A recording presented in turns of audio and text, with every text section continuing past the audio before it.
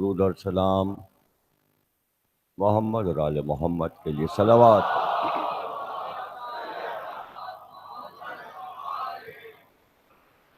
1440 ہجری کے اشرِ محرم کی آج 7ویں تاریخ ہے اور آپ حضرات 8ویں تقریر سماعت فرما رہے ہیں۔ ولایت اور فضیلت کے موضوع پر مسلسل ہم گفتگو کر رہے ہیں۔ اہل بیت سے متعلق کوئی بھی موضوع ہو، یہ سمجھنا ہی عبث ہے کہ موضوع ختم ہو جائے گا۔ قیامت تک فضیلت علی ختم نہیں ہوگی۔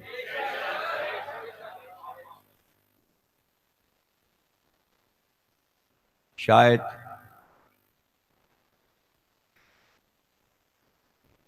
درود کے معنی سب کو معلوم ہو۔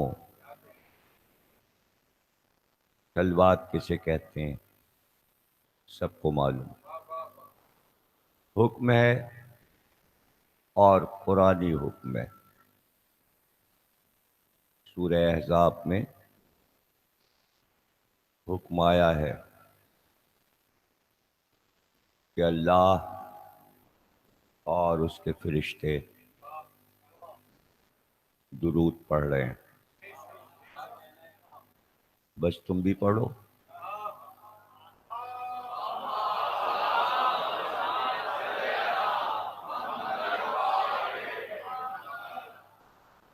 صلوات کیوں رکھی؟ صلوات کا مطلب یہ ہے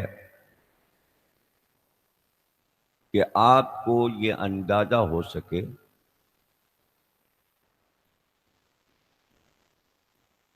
کہ جیسے جیسے آپ تعریف کرتے ہیں آل محمد، تو آپ یہ نہیں سوچ سکتے کہ اللہ کن کن بلندیوں سے جواب واپس کرتا ہے، کیونکہ اس نے اپنے حبیب سے وعدہ کیا تھا کہ ہم آپ کے ذکر کو بلند کرتے رہیں گے۔ تو ذکر تو قیامت تک بلند ہوتا رہے گا۔ کیا کوئی 2-4 قرآن اور اتریں گے؟ نہیں، یہ مطلب نہیں ہے۔ قرآن وہی رہے گا، حدیثیں وہی رہیں گی، لیکن اللہ نے ذہن بہت بڑے نہیں دیے ہیں کہ جو ذہن خدا سے ٹکرانے لگے۔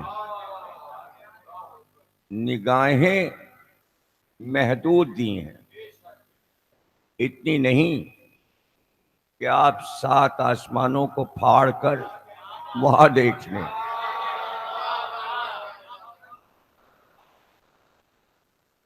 اور یہ بہت مشکل بات ہے کہ آپ سے یہ کہا جائے کہ جتنی چیزیں آپ کو دکھائی دے رہی ہیں اس کی ایک فہرست بنا لائیے۔ کیا دنیا کا کوئی انسان پوری عمر گزار کر وہ فہرست بنا سکتا ہے کہ جو اس نے بچپن سے جوانی اور بڑھاپے تک اپنی آنکھ سے دیکھا؟ اور فرض کیجئے کہ کوئی انسان کہے، دعویٰ کرے کہ صاحب کمپیوٹر سے بنا لیں گے، جلدی فہرست بن جائے گی جو دیکھا. لیکن اگر میں یہ کہوں کہ وہ فہرست پوری ہو گئی اور کوئی کہ ہاں ہو گئی، تو پھر میں یہ کہوں گا جو آپ دیکھ نہ سکے اس کی فہرست بنا لائیے. اس کی فہرست کیسے بنے گی بھائی؟ تو جو فضائل آپ نے سن لیے علی کے، آپ یہ سمجھ رہے ہیں کہ ہم نے بہت سن لیا، اور جو نہیں سنے اس کا کیا ہوگا؟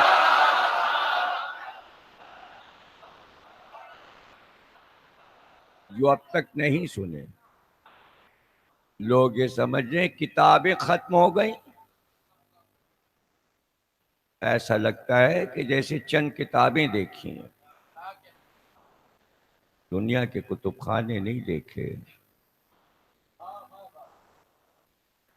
چند کتابیں دیکھ لینا، کسی کتاب کی دکان پہ کھڑے ہو جانا، یہ سمجھنا کہ اتنی کتابیں نہیں، صرف ایک مضمون ہی میرا پڑھ لیجئے جس میں میں نے بتایا ہے.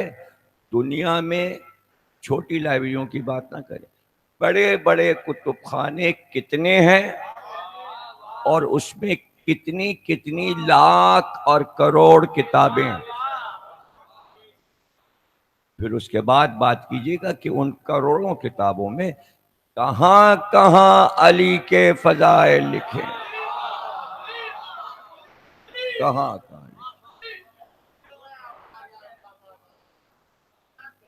میں جس کتاب سے فضیلت علی پڑھ رہا ہوں، وہ شیعوں کے پہلے آیت اللہ ہیں، آیت اللہوں کے باپ ہیں.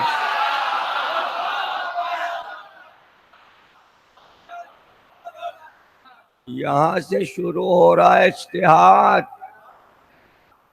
اور یہ کتاب جو پڑھ رہا ہوں نا، خصال، جس سے میں پڑھ رہا ہوں، یہ علی کی فضیلتیں، یہ کتاب اجتہاد کے کورس میں پڑھائی جاتی ہے.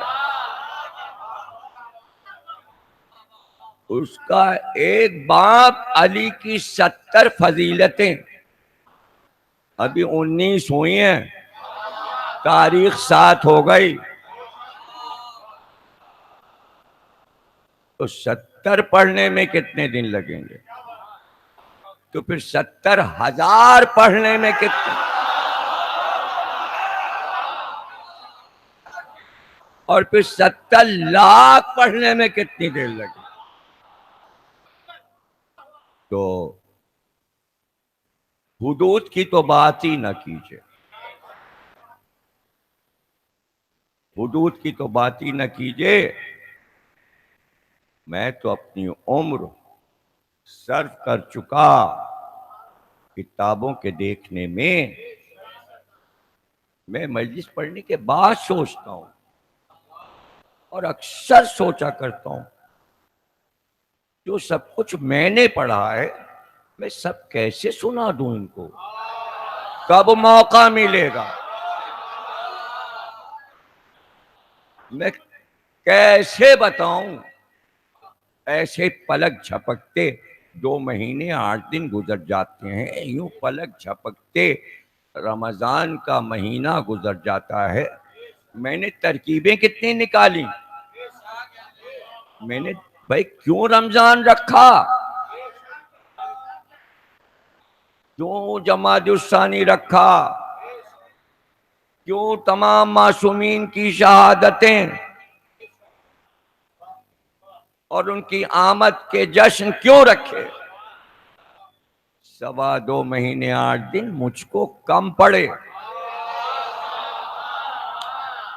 تو میں نے چاہا پورے سال جب موقع ملے فضیلت علی سنائی جائے. اب اس میں ایصال ثواب کی مجلسیں تو جوڑ نہیں رہا ہوں میں،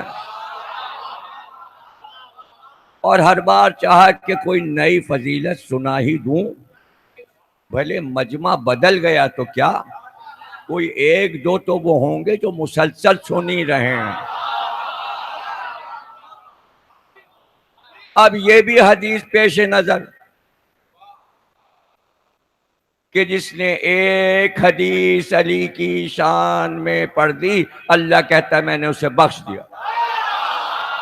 جس نے عمر میں ایک حدیث سنی، میں نے اسے بخش دیا۔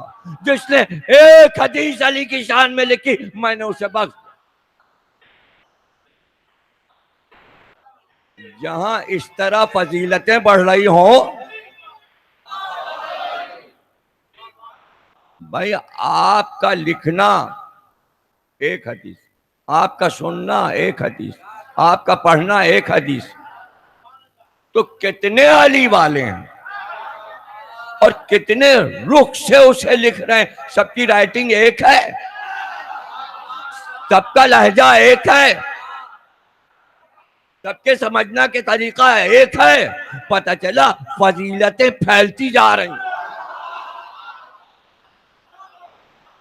کوئی خطاطی سے لکھ رہا یا جا کے لکھ رہا۔ اچھا، علی کی فضیلت سے پہلے بھی ٹوکرے بنتے تھے کہیں دنیا میں، کہیں اور بنے تھے، لوگ فریم گھروں میں لگاتے تھے۔ علی کی وجہ سے یہ ایک طریقہ شروع ہوا، ٹوکرا نویسی۔ خطاطی کے موجد تو علی خود ہیں، تو خطاطی انہی کے لیے تو ہوگی۔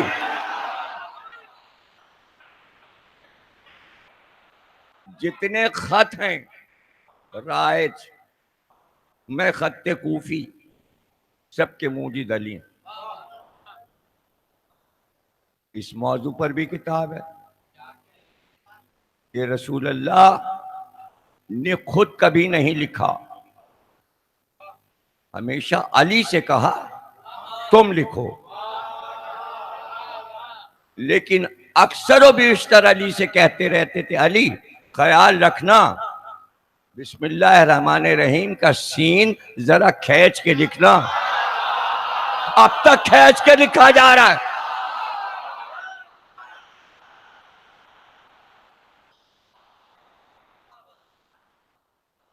ایک علم ہے کہ قاف کے دائرے کیسے ہوں، سین کے دائرے کیسے ہوں، نون کے دائرے کیسے ہوں۔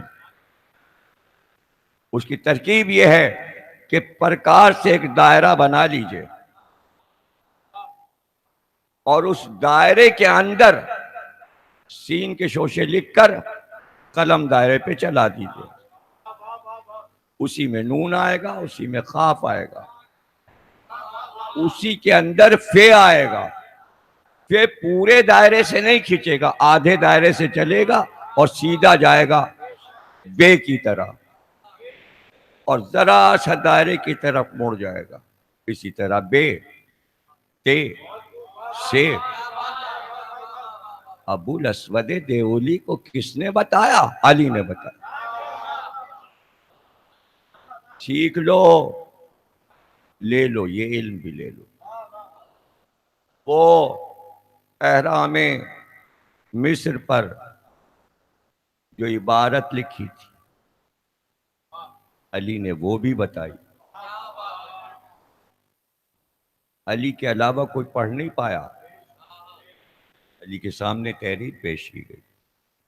آپ نے صرف یہ پوچھ لیا کیا کیا بنا ہے؟ کسی کے زبان جب شروع ہوئی اور تحریر شروع ہوئی، ایک پوری کتاب ہے تاریخ تحریر، آدم سے لے کر علی تک، کہ تحریریں کتنی ہیں۔ پہلے حرف نہیں تھے، تصویریں تھیں۔ علی نے کہا تم بتاتے جاؤ احرام مصر پہ جو پتھر لگے ہیں ان پہ تصویریں کیا ہیں اور اس کے نقشے کیا ہیں۔ علی نے کہا فلاں فلاں قبل مسیح یہ اس طرح تعمیر ہوئے۔ آپ جب تک محبت علی سے نہیں کریں گے یہ سارے علوم نہیں پائیں گے. آپ یہ سمجھ رہے ہیں کہ میں نے جو چند چیزیں پڑھ دیں میرے لیے وہ چند ہیں، زمانے کے لیے وہ ہزاروں ہیں. میں انہیں چند کہتا ہوں.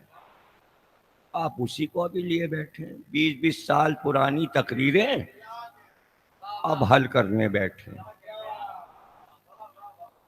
ارے بھائی پوری دنیا کی عزاداری پڑھ چکا، اب تو کتاب چھپنے پر ہے، وہ پڑھ چکا، اشرے پڑھ چکا، ایک نہیں کئی، اقوام عالم اور عزاداری حسین مختلف عنوان سے. تو یونان میں نے پڑھا،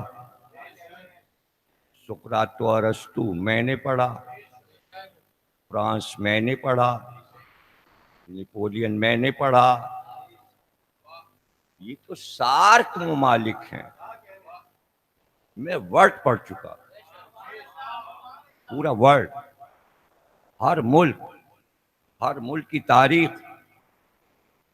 اور اہل بیت کب پہنچے اس ملک میں سب پڑھ چکا. پرانی جتنی پرانی تقریریں آپ دیکھتے جائیں گے آپ کو ملتا جائے گا، پتہ چلتا جائے گا.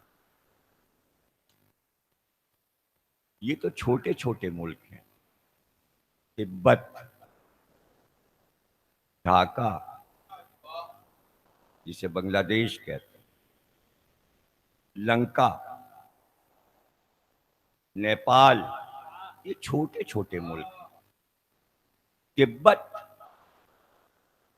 تبت کہتے ہیں کٹ جانے کو، کٹ جانا، ٹوٹ جانا. پہاڑی سلسلہ ہمالیہ کا جہاں سے کٹتا ہے اس ملک کو تبت کہتے ہیں. اسی کو عربی میں تبت کہتے ہیں، تبت یدا ابی لہب، ٹوٹ جائیں اس کے ہاتھ. اور اس میں خاصیت یہ ہے کہ ادھر سے پڑھو تب بھی لفظ وہی رہے گا، تے بے تے، یعنی ٹوٹتے رہیں گے ابو لہب کے ہاتھ. تبت. تو یہ سب چیزیں جوش آتا ہے محرم میں،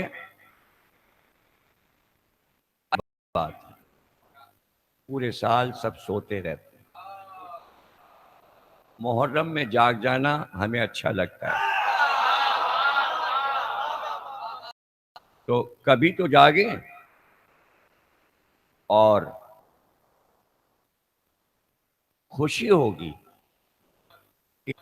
کہ تمام میری تقریروں پر جو ایشو ہو چکی ان پہ اور ریسرچ کی جائے اور کریں. فائدہ آپ کا ہے، میرا نہیں. میں تو ریسرچ کر کے پڑھ چکا، اب آپ ریسرچ کر کے نئی نسل کو سنائیں. مولا فرماتے ہیں 20ویں فضیلت، 19 تک میں آ گیا تھا. 20ویں فضیلت مولا کائنات فرماتے ہیں یہ ہے کہ میں نے رسول خدا کو مجھ سے یہ فرماتے سنا، میری امت میں تمہاری مثال بنی اسرائیل کے باب حتہ کسی ہے.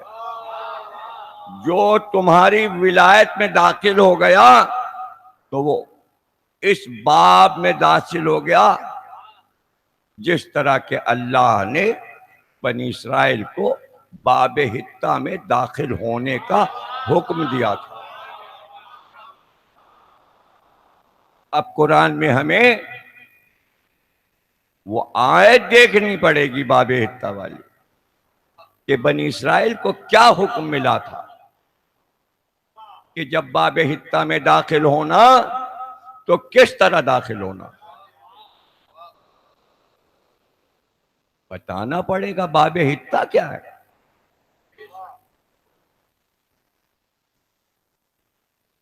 قوم چلی، آگے بڑھی، موسیٰ نے کہا اللہ نے حکم دیا ہے، اب باب حتہ آنے والا ہے، اس لیے تم جب باب حتہ میں داخل ہونا تو سجدے کرتے جانا، داخل ہوتے جانا، سجدہ کرتے جانا، داخل۔ علی کہہ رہے ہیں کہ رسول اللہ نے مجھ سے فرمایا کہ جیسے باب حتہ میں بنی اسرائیل کو حکم ملا ہے سجدہ کرتے ہوئے جانا، ویسے ہی باب ولایت میں داخل ہونا ہے۔ یہاں سجدے سے مراد کیا ہے؟ تعظیم، تکریم، تسلیم۔ تسلیم کیا ہے؟ تسلیم ایسے نہیں ہے، تسلیم تسلیم تسلیم کے معنی سر جھکا دینا۔ لفظ رکھا گیا سجدہ، موسیٰ نے کہا سجدہ کرتے ہوئے جانا، یعنی اتنا جھکنا ہے لگے سجدہ ہے۔ تو اگر لفظ سجدہ کہیں اور استعمال ہو جائے اس کے معنی یہ نہیں ہے کہ شرک ہو گیا اور سجدہ ہو رہا ہے، بلکہ تعظیم۔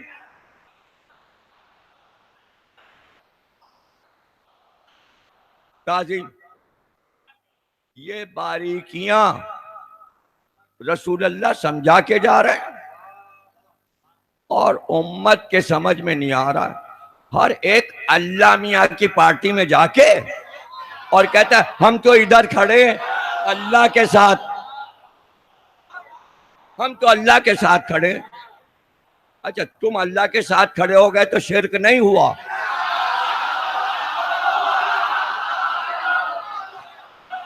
جو اللہ کی طرف سے بولے وہی تو مشرک ہے۔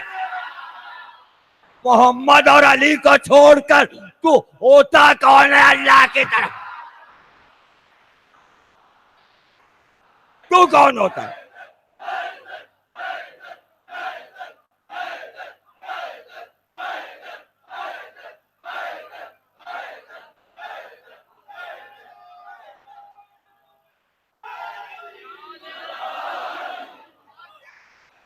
وارے بنی اسرائیل جب داخل ہوئے تو بجائے اس کے کہ نبی نے کہا تھا یہ کہتے جانا ہتا ہتا ہتا اور سجدے کرتے جانا، لیکن جب داخل ہوئے تو یہ کہنا شروع کیا، سب نے ایکا کر لیا ہنتا ہنتا ہنتا۔ اللہ نے کہا یہ کیا بک رہے ہیں، ہم نے ہتا کہا تھا، یہ کہہ رہے ہیں ہنتا۔ ہنتا کے معنی ہے لال گیہوں، لال گیہوں، لال گیہوں، یعنی ولایت موسیٰ نہیں چاہیے، گیہوں چاہیے۔ پیٹ کا دوزخ بجھانا ہے تو یہی تو ولایت علی چھوڑ کر ہو رہا ہے۔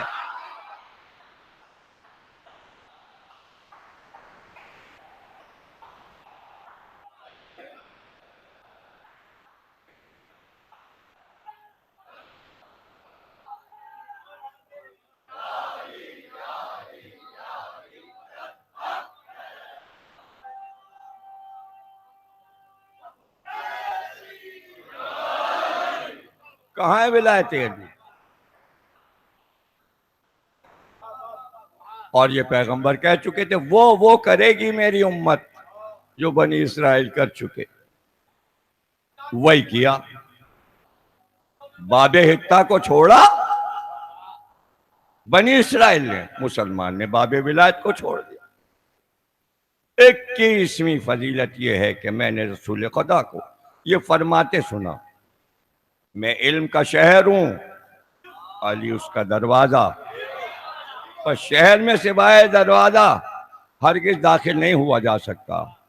اس کے بعد آپ نے فرمایا اے علی تم بہت جلد میرے عہد کا پاس رکھو گے، میری سنت پر جنگ کرو گے اور میری امت تمہاری مخالفت کرے گی۔ میں شہر علم ہوں، علی اس کا دروازہ، اس میں امت کی مخالفت کہاں سے آ گئی؟ پتہ چلا کہ علم کو چھوڑ دے گی امت اور جاہل ہو جائے گی۔ جب جاہل ہو جائے گی لیکن نا رشتہ ٹوٹے گا دروازے سے. کیا رہے؟ نبی سے محبت ہے. آپ شہر میں داخل نہیں ہو سکتے. نبی نے شرط لگا دی کہ علی پس شہر میں سوا دروازے کے کوئی راستہ ہی نہیں ہے داخل ہونے کا، اور وہ تم ہو دروازہ. خامہ خائیں یا رسول اللہ، بغیر ولایت علی، ولایت علی کے ساتھ یا رسول اللہ دروازے سے داخل ہونا ہے اگر شہر کی طلب ہے. مگر ایک حدیث اور اس پہ جلدوں کی جلدیں لکھ دی گئیں. کیا سب نے وہ جلدیں پڑھی ہیں جو اس حدیث پہ لکھی گئیں، یا یہ خبر بھی ہے کہ کس کتاب کی جلدیں لکھی گئیں؟ پتہ بھی ہے کتاب کا نام؟ نہیں پتا، نہیں معلوم. ایک حدیث پہ کئی جلدیں، اور مختلف لوگ لکھ رہے ہیں. عربی میں، فارسی میں تو ہیں، اردو میں مولانا محسن نواب صاحب قبلہ نے پوری کتاب اردو میں لکھی. میں شہر علم والی اس کا دروازہ ہے. حدیث علم کو اجاگر کر رہی ہے، علم کی عظمت بتا رہی ہے. لفظ تھوڑے سے ہیں، معنی صدیوں پہ بھاری ہیں.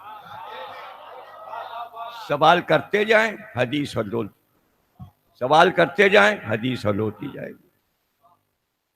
ابھی سمجھ میں آ جائے گا آخر میں کیا کہا کہ امت مخالفت کرے گی، تو مخالفت تو علم کی کرے گی نا، دروازے سے داخل نہیں ہونا چاہے گی تو کہیں سے تو کودے پھاندے گی. لیکن رسول اللہ نے شرط لگا دی، علم تو جب ہی ملے گا جب دروازے سے داخل. تو کبھی کیا امت نے بیٹھ کر صرف اس بات پر غور کر لیا کہ 1,24,000 انبیاء نے آدم سے عیسیٰ تک سب عالم تھے. اللہ ہر نبی کو علم سے آراستہ کر کے بھیجتا تھا، سب کے پاس علم تھا. پھر کیوں نہیں کہا میں شہر علم ہوں؟ ایک ایک کا نام لے کے پوچھ لیجئے، آدم آپ شہر علم نہیں ہیں؟ ہاں ہوں. اے نوح آپ شہر علم نہیں؟ ہوں. اے ابراہیم آپ شہر علم نہیں؟ ہاں میں ہوں. اے موسیٰ آپ شہر علم نہیں؟ ہاں ہوں. اے عیسیٰ آپ شہر علم نہیں؟ ہاں ہوں. تو اعلان کیوں نہیں کیا؟ تو 1,24,000 انبیاء کہیں گے دروازہ نہیں تھا.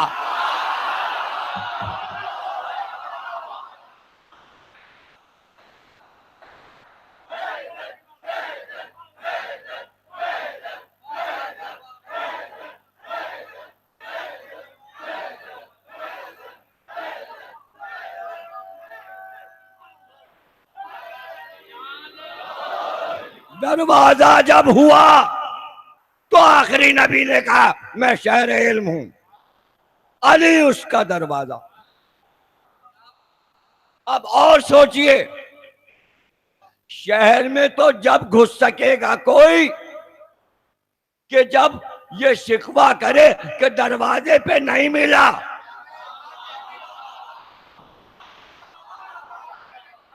کیا کوئی ایسا بھی تاریخ میں ہے کہ میں نے علی سے سوال پوچھا تھا علی نے جواب نہیں دیا؟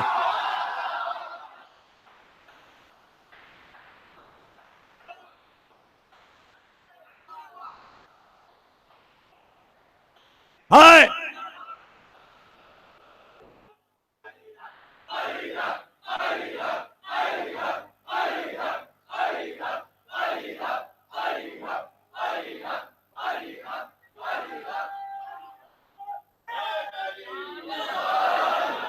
صرف ایک بار اگر میں ایک اشرے میں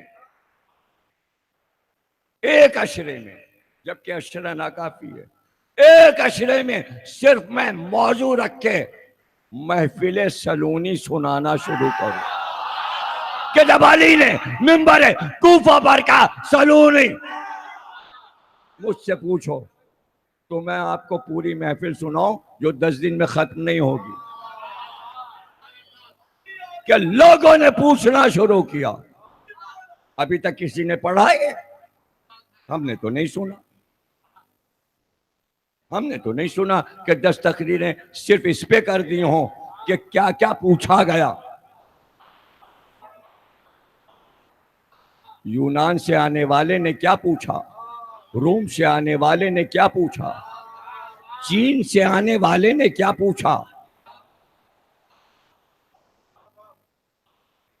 ہندوستان اور سندھ سے آنے والے نے کیا پوچھا، عرب نے کیا پوچھا، ایرانی نے کیا پوچھا، عراق والے نے کیا پوچھا۔ ابھی تو نہیں بتا سکتا نا کہ کس نے کیا پوچھا، سوال کیا تھا اور علی کا جواب کیا تھا۔ دو ہی چیزیں بتا سکتا ہوں اس وقت تو میں سلونی کی محفل کی، کہ علاوہ دنیا کے ملکوں کے کہیں اور کے لوگ بھی آئے تھے پوچھنے،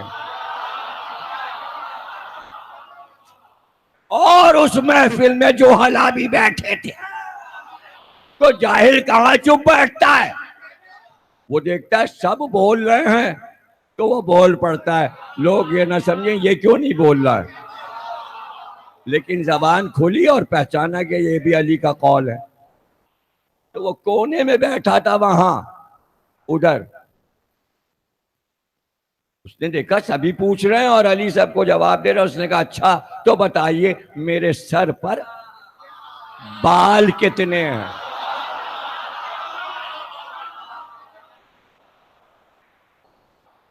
میرے سر پر بال کتنے ہیں۔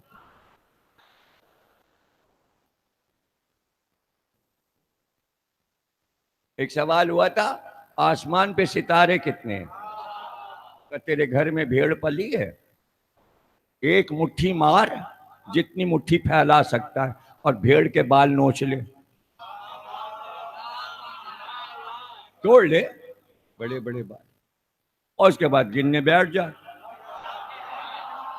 جتنے تیرے مٹھی میں وہ بال بھیڑ کے آئیں اتنی ستارے ہیں۔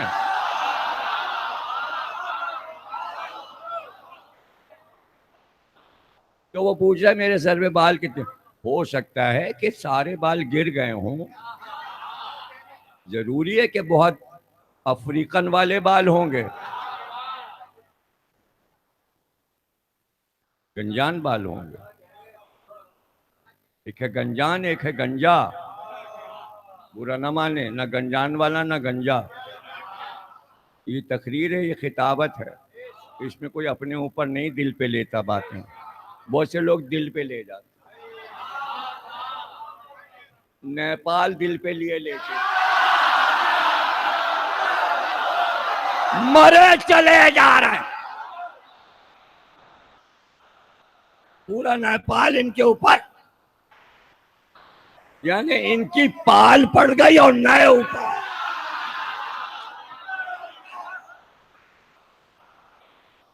ارے ایک لفظ میں ممبر پہ لے لوں تو تمہاری ریسرچ کا سبجیکٹ بن جاتا ہے، تو میری کبھی 1 گھنٹے کی تقریر تو لے کے بیٹھا۔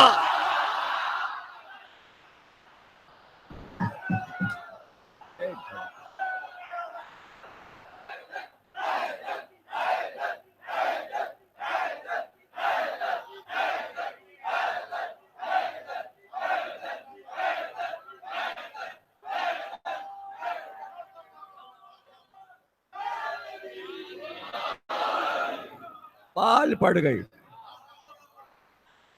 جب پال کھولتی ہے نا، تم نے تو پال دیکھی نہیں، تمہیں تو پال کے معنی بھی نہیں معلوم، تم پالی زبان بھی نہیں جانتے بھائی، پال آم کی پڑتی ہے، کیسے؟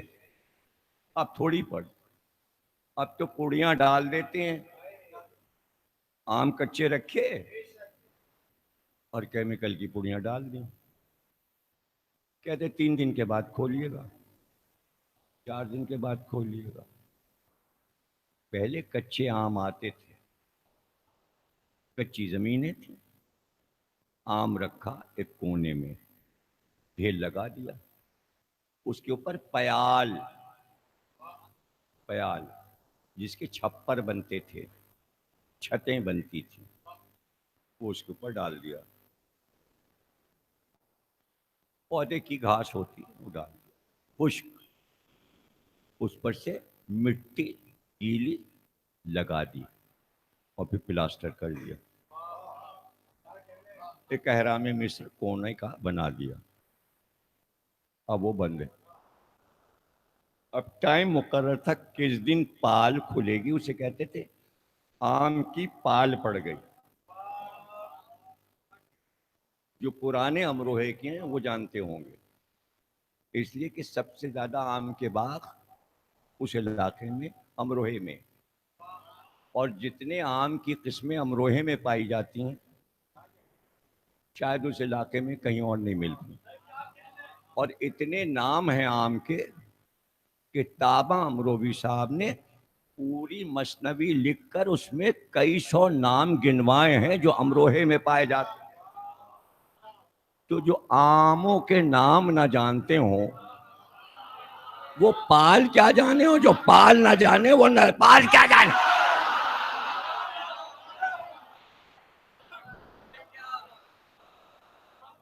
ہوش اڑ جائیں جب آپ کو نظم پڑھیں کہ کتنے آموں کی قسمیں کتنی ہیں اور وہ نام کیوں رکھے گئے، کس وجہ سے رکھے گئے. پھر وہ ٹائم مقرر ہے اور پھر وہ پال کھل جاتی ہے اور آم پک چکے ہوتے ہیں. اسے کہتے پال. آم کی پال پڑتی. اب پال کے کتنے معنی؟ پال، لال پال، چڑیا پال، کوا پال، مرغی پال، پال لے.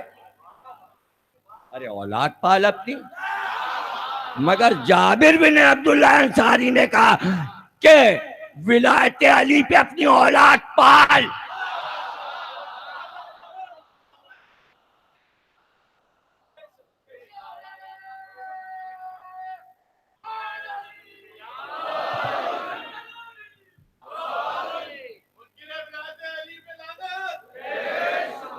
تو بھائی آپ علم کو اتنا محدود کیوں کر رہے ہیں، چھوٹا سا کیوں سمجھ رہے ہیں؟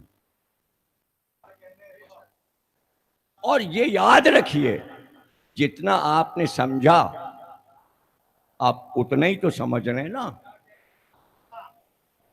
سمجھانے والے نے جتنا سمجھایا آپ نے اتنا نہیں سمجھا. تو محفل میں وہ بھی ہوتا ہے جو پوچھتا ہے سر میں بال کتنے، تو اس کو ویسا ہی جواب ملے گا کہ بتا تو دوں.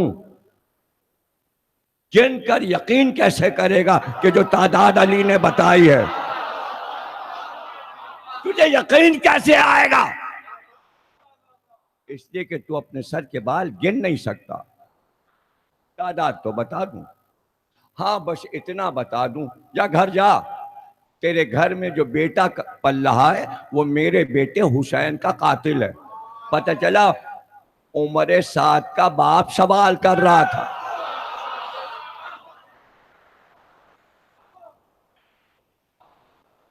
وہ بھی بیٹھا ہے اور علی نے بتا دیا. جہاں وہ بیٹھا تھا جو سر کے بال پوچھ رہا تھا، وہاں ایک اور آگے بیٹھا تھا. ہوگا کوئی آپ جیسا، بس آپ کی جیسی شکل، خوبصورت سا جوان بیٹھا تھا. اور ایک بار جناب اب کیسے بتاؤں، وہ اٹھا،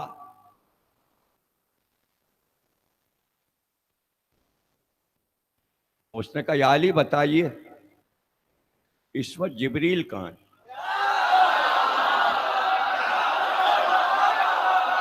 اگر ویسا تھا تو ایسا بھی تھا، اگر ویسا تھا تو ایسا بھی تھا. بھائی کہتے ہیں ایک بار علی نے دائیں دیکھا، پھر بائیں دیکھا، نیچے دیکھا، اوپر دیکھا، اب نگاہ اٹھ رہی ہے اور مفسر شرح کر رہا ہے، مشرق کی طرف دیکھا تو جو اللہ نے مشرق کی طرف بنایا تھا سب علی نے دیکھ لیا، اور جب مغرب کی طرف دیکھا تو جہاں تک اللہ کا مغرب ہے وہاں تک دیکھ لیا، اور جب زمین پر دیکھا تو زمین کے سارے طبقے، سارے سمندر کی تہ میں چھپی سیپ کے پیٹ میں موتی، اور جب عرش کی طرف دیکھا پہلا آسمان، دوسرا، تیسرا، چوتھا، پانچواں، چھٹا، ساتواں، عرش، کرسی، کوثر، تسلیم، سلسبیل، طوبہ، کعبہ، قوسین و ادنیٰ، مقام خاص، عالم ہو،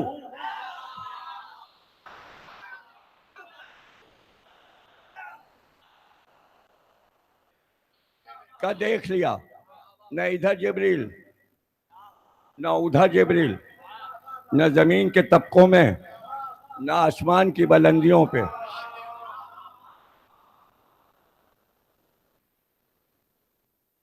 کہا یا میں جبریل ہوں یا تم جبریل؟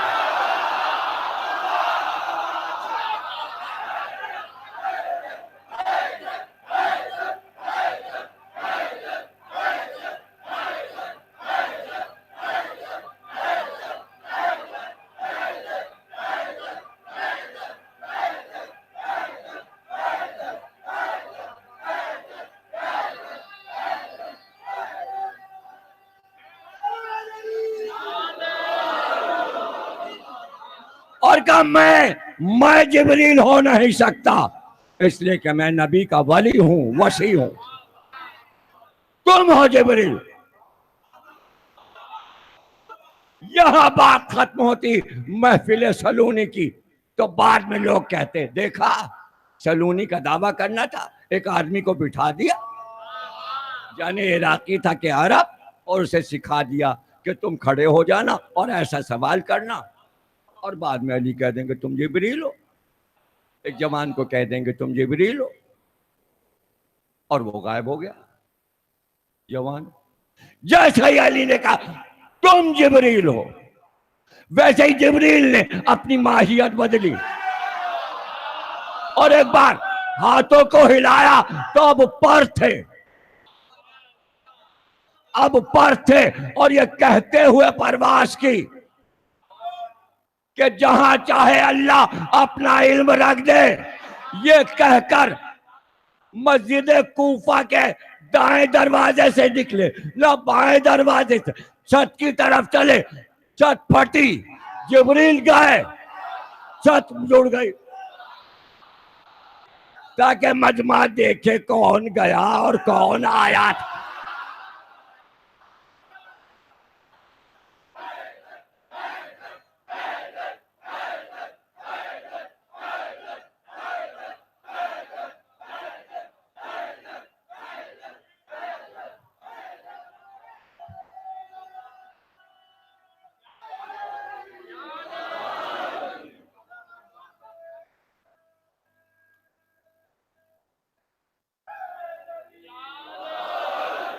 یہ چلے علی، یہ اذان، یہ اقامت اور یہ نیت، حیض بدل کے قریب آیا، کہ آج علی کی نماز لیٹ کروا دوں، ترکیب بڑی اونچی لایا تھا، شہر علم کا دروازہ ہے اور ہر ایک کا جواب دے دیتے۔ کہا علی ایک چھوٹا سا سوال ہے، بتا دیجئے، نماز پڑھ لیے گا؟ علی نے فرمایا بتا کیا ہے؟ کہ کتنے جانور ہیں جو بچے دیتے ہیں اور کتنے جانور ہیں جو انڈے دیتے ہیں؟ سمجھا تھا فہرست گنانے لگیں گے تو میں علی کی نماز قضا کرا دوں گا. کہ جا جا کے دیکھ لے، جن کے کان باہر ہے سب بچے دیتے ہیں، جن کے کان اندر ہے وہ انڈے دیتے. لا حول ولا قوت الا، شیطان بھاگا.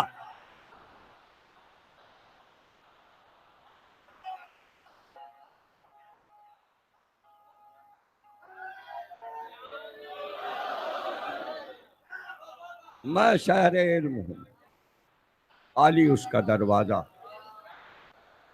دروازہ گھر کا سجایا جاتا ہے تاکہ گزرنے والے کو اندازہ ہو کہ دروازہ ایسا ہے تو انہوں نے گھر کتنا اچھا بنایا ہو. قدرت نے دروازے کو سجایا، امامت سے سجایا، ولایت سے سجایا، وصایت سے سجایا، عصمت سے سجایا، فضیلتوں سے سجایا، بڑے پیار سے سجایا تاکہ اللہ فخر کرے کہ جب دروازہ میں نے ایسا بنایا ہے تو شہر کیسا ہو. کوئی آ گیا، ایک سے ایک لوگ تھے. آج آپ دیکھ رہے ہیں کہ میں کتنا تنقید کا نشانہ بنتا ہوں. تو اس کو نئی بات نہ سمجھیے، یہ پرانی بات ہے، پرانی بات. یہ چلتی آئی ہے، چلتی رہے گی. چلتی آئی ہے، یہ بات چلتی رہے گی. کہنے والے نے کہا جو سمجھ میں آیا کہا. کسی نے کہا علی کی بہت بڑائیاں بیان کر دی، کسی نے کہا کم کرو. اللہ نے بتا دیا کہ جب علی کی فضیلتیں بڑھتی ہیں تو کتنی ہوتی ہیں اور جو کم ہوتی ہیں تو کتنی ہوتی ہیں. کیا کم ہونے پر کم ہو جاتی ہیں اور بڑھنے پہ بڑھ جاتی ہیں؟ میں دونوں بتا دیتا ہوں، ایک کمی بتا دیتا ہوں اور ایک بڑھنا بتا دیتا ہوں. الٹ پلٹ ہو جائیں گے کچھ لوگ.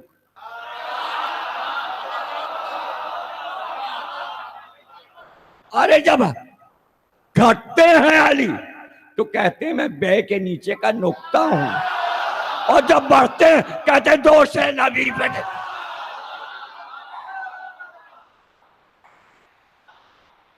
اب اس میں گھٹا کیا اور بڑھا کیا، یہ مجھے بتا دو.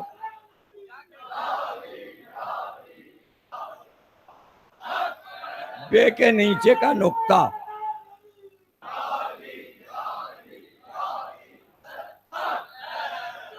بے کے نیچے کا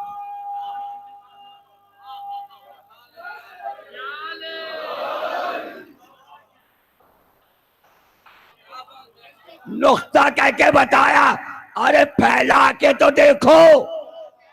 اب جو پھیلایا تو قرآن بنا، اور قرآن نے آواز دی اور خشک و تر مجھ میں ہے. اگر قرآن میں خشک و تر تو علی میں بھی خشک و تر. پوچھتے جاؤ بتاتے جائیں، پوچھتے جاؤ بتاتے جائیں. قرآن سے قیامت تک پوچھتے رہو، قرآن بتاتا جائے.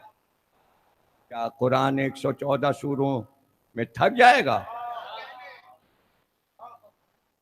ایک ایک آیت میں آیت اللہ خوئی نے لکھا کہ کم سے کم ایک آیت میں ظاہری معنی بھی 14 ہوتے ہیں اور باطنی بھی 14. تو علی کے جملوں میں بھی 14 تہ باطنی اور 14 ظاہری. تو حدیث یہیں پہ ختم ہو جائے گی میں شہر علم ہوں اور علی اس کا دروازہ. نہیں، یہاں پہ ختم نہیں ہو جاتی. کتنی دیر بولا میں ایک حدیث پہ؟ ابھی اور بھی بول سکتا ہوں.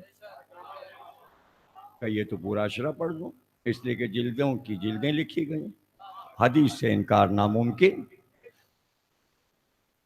21ویں فضیلت، میں علم کا شہر ہوں، علی اس کا دروازہ۔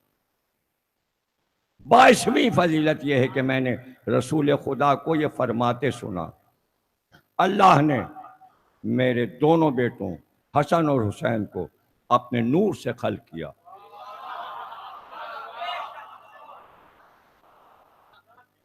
علی فرما رہے ہیں اللہ نے حسن اور حسین کو اللہ نے اپنے نور سے،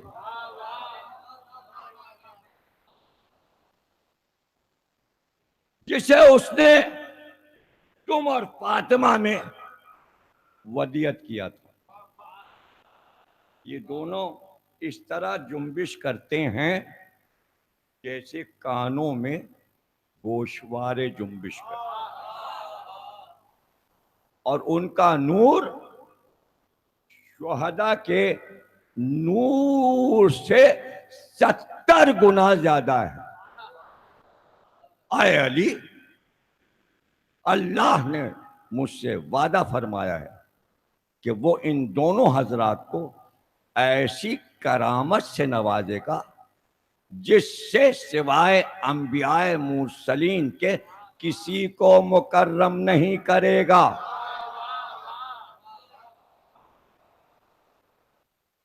رسول اللہ نے فرمایا، پھر علی نے فرمایا، لفظوں پہ غور کر لیا۔ اللہ کہہ رہا ہے کہ وہ فضیلتیں حسن اور حسین کو دوں گا، ان فضیلتوں سے کرامت مکرم کروں گا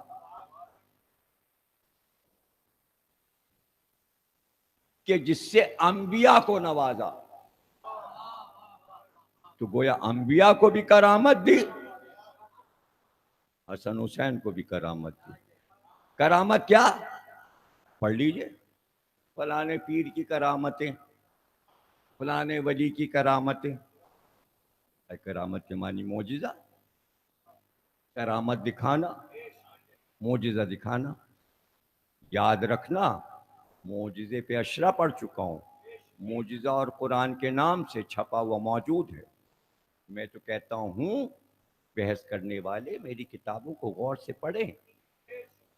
معجزے کی تعریف ہی یہ ہے۔ کوئی اگر آپ سے پوچھے معجزہ کسے کہتے ہیں تو بے دھڑک کہیے جو انسانوں کے سمجھ میں نہ آئے،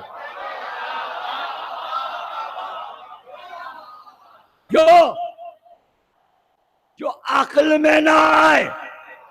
اگر ایسا ہوتا تو 1,24,000 انبیاء جو معجزے دکھا چکے، جن کا ذکر انجیل میں، توریت میں، زبور میں اور قرآن میں ہے، سائنسداں بتا چکے ہوتے، او ہو یہ معجزہ نوح نے اس طرح دکھایا، اور موسیٰ نے اپنے عصا کو اس طرح اژدہا بنایا تھا، دیکھیے میں بنا کے دکھاتا ہوں۔ کہاں ہے سائنس؟ بہت ترقی ہو گئی نا، دکھا۔ بچپن میں ہاتھ جل گیا موسیٰ، چھالا پڑ گیا، اللہ نے کہا ید بیضا، مٹھی بند کرو گے اندھیرا ہو جائے گا، کھول دو گے اندھیرے میں روشنی ہو جائے گی۔ سائنس کہتی آئیے دیکھیے میں اپنا ہاتھ آنکھ پہ رکھ رہا ہوں، دیکھیے ہاتھ جل گیا، اب دیکھیے یہ چھالا بن گیا، اب یہ نور پھیلائے گا، ارے اس چھالے سے پیپ بہے گی، ہاتھ سڑ جائے گا۔ سائنسداں کا ہاتھ سڑ جائے گا، ہاتھ تو جلا ہے، تو بچپن میں جلا تھا۔ اگر ایسا ہوتا تو سائنس اب تک ہر معجزے کو ثابت کر چکی۔ آپ حضرت عباس کا معجزہ ثابت کرنے پہ تلے ہوئے ہیں۔ ارے بھیا معجزہ کہتے ہی اسے ہیں جو عقل میں نہ آئے۔ مردہ کیسے زندہ ہوتا ہے جب حضرت عیسیٰ کو زندہ اسی لیے رکھا، جب وہ آئے تو ان سے پوچھ لینا.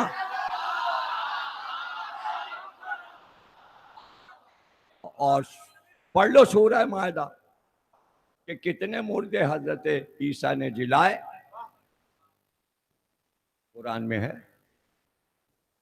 اچھا وہ آئے اور زندہ، اور آ کس کے لیے رہے؟ مہدی کے پیچھے نماز پڑھنے کے لیے رکھا ہے. حضرت عیسیٰ آ گئے، حضرت عیسیٰ کہنے لگے نماز تو میں پڑھاؤں گا. ابے کیوں؟ میں مردے جلاتا تھا. تو مہدی کیا کہیں گے؟ کتنے جلائے ہیں آپ نے؟ میں دکھاؤں؟ میری تو 11 پشتیں مردے جلا چکی ہیں. آپ کے تو نہ بال نہ بچہ، پہلی پشت پہ رک گیا معاملہ.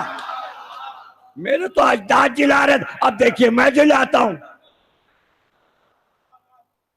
تو یہ سب جتنے مہدی کے لشکر میں اٹھیں گے، جو انتظار کرتے کرتے سوئیں گے، یہ مہدی کے اشارے پہ اٹھیں گے. اٹھو تو مہدی مردے جلا کے دکھائیں گے. یہ کوئی حیرت کی بات نہیں. معجزہ کہتے ہی اسے جو آپ کے سمجھ میں نہ آئے، آپ کی عقل شریف میں نہ آئے. تو یہ پوچھنا ہی بیکار ہے یہ ہوا کیسے. ارے ہمیں کیا پتا آفتاب کیسے پلٹا، ہمیں کیا پتا چاند کیسے ٹوٹا اور جوڑا کیسے، ہمیں کیا پتا، ہم کو نہیں معلوم. آتا ہوا زلزلہ علی کے ہاتھ کے اشارے سے رکا کیسے، جس کا ذکر قرآن میں القاریہ.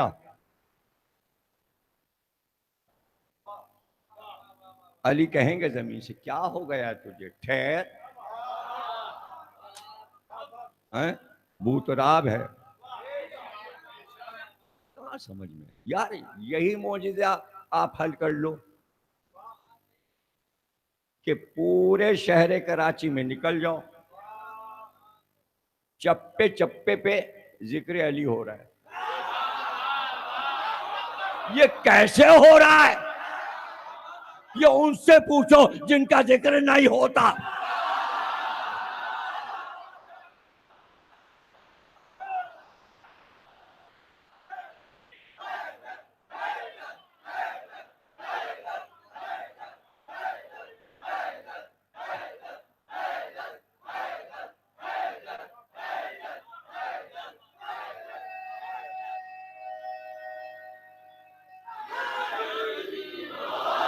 اب اگر اپنے نور سے اللہ نے حسن اور حسین کو بنایا تو اب جو عمل کرے حسن اور حسین وہ اس کا عمل ہے. آپ توحید کو چھوڑ رہے ہیں اور پھر امامت کو سمجھنا چاہ رہے ہیں. توحید اور امامت الگ الگ نہیں ہے، توحید اور رسالت الگ الگ نہیں ہے. ہر عقیدے کو الگ الگ کر کے نہیں دیکھتے. پڑھ چکا میں کاظمین میں کہ تسبیح کے دانے ہیں عقائد. توحید، عدل، نبوت، امامت، قیامت، دانے سے دانہ جڑا ہوا ہے. آپ لڑی اگر توڑیں گے تو کسی کا عقیدے کی تسبیح ٹوٹے گی نہیں. آپ کی اپنی تسبیح ٹوٹ گئی اور بکھر گئی اور گیا آپ کام سے. اس لیے ہر ایک اپنے عقائد کی تسبیح کو بچا کے رکھے، کوئی اس کی ڈوری توڑ نہ لے. اس لیے کہ عقائد کی تسبیح کی ڈوری کو ہی تو حبل اللہ کہتے ہیں، اللہ کی ڈوری. وہی تو اللہ کی رسی ہے، اسی کو اللہ کی ڈوری کہتے ہیں. اسی میں سارے عقائد کے دانے پروئے ہوئے ہیں. وہ آیا، نام تھا اس کا ابو شمشام، پادے سرکار دو عالم، اور قبیلے کے کچھ لوگوں کو لایا اور کہا کون ہے؟ وصی نبی، نائب نبی. کہا کیوں؟ کہا ہم سے وعدہ کیا تھا محمد نے کہ ابو شمشام اگر تو اپنے قبیلے کے اتنے اتنے آدمیوں کو کلمہ پڑھوا کے مسلمان کر کے لائے گا تو میں تجھے 70 اونٹ سرخ رنگ کے کالی آنکھوں والے تحفے میں دوں گا. ان کا بھائی چھوڑا کیا انہوں نے؟ اور تیرے پاس کیا ثبوت ہے؟ تو خزانہ تھوڑی چھوڑ کے گئے ہیں نبی کے خرید کے تجھے 70 اونٹ دے دیے جائیں اور ایک دم سے سرخ اونٹ ملیں گے کہاں؟ کالی آنکھ والے بھی ہوں کہاں ملیں گے؟ اور تیرے پاس کیا ثبوت ہے کہ یہ وعدہ محمد نے کیا تھا؟ اس نے جیب سے کاغذ نکالا کہ یہ مہر پہچانتے ہو رسول کی ہے تو مہر رسول. ہاں مہر تو لگی. سلمان سب سن رہے تھے کہ بس یہ نبی سے ملنا ہے. کہاں؟ اس لیے کہ سرکار نے فرمایا تھا اگر میں نہ ملوں تو تیرا یہ وعدہ میرا وسیع. گھبرانا نہیں، اگر میں مدینے میں نہ ہوں وعدہ پورا ہوگا. سلمان نے کہا چلو لے کے چلے. بھائی میری طرف دیکھنا، ابھی علی کا گھر اتنی دور ہے جیسے چہاردہ معصومین سے شہدائے کربلا. کیا وہاں سے یہاں تک یا یہاں سے وہاں تک؟ فاصلہ بتا دیا کہ اندر سے گھر سے آواز آئی، ابو شمشام تم آ گئے. اور بے شک سچا ہے میرا نبی جو مجھ سے فرما گیا تھا کہ میرے بعد ابو شمشام آئے گا. اور دروازے تک پہنچ گئے. سلمان نے کہا یہ ادھر ادھر بھٹک رہے تھے، پوچھتے پھر رہے تھے، ہم آپ تک لے آئے. کہ ابو شمشام وعدہ پورا ہو جائے گا. جاؤ سلمان عمار سے کہہ دو کمبر کو بلاؤ، پورے مدینے میں اعلان ہو کہ کل صبح کو مدینے کی پہاڑیوں کے دامن میں رسول اللہ کا کیا وعدہ اس کا وسیع کامل کرے گا. سب وہاں آ جائیں اور اب جو نکلے تو لباس رسول میں اور ہاتھ میں رسول اللہ کا عصا، ایک پہلو میں حسن ایک پہلو میں حسین، اور اس طرح آئے میدان میں. اور ایک بار جب آ گئے دیکھا مجمع آ گیا. کہ ابو شمشام اب بتاؤ کہ 70 اونٹ کیسے؟ سرخ اور کسیاں آنکھیں کا بھی ملتے ہیں. اب 7 برس کے حسن اور 10 مہینے اور سال کا فرق ہے دونوں بھائیوں میں. حسین کا حسن کیا فرما رہے ہیں جی؟ حسن یہ اپنے نانا کا عصا لو، سامنے پہاڑی پہ جا کے ضرب لگاؤ. یا علی آگے بڑھیے، آپ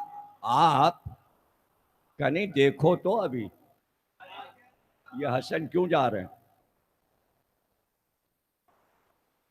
ضرب لگائی، پہاڑی لرزی، پہاڑی پھٹی، اس میں سے ایک رسی نمودار ہوئی.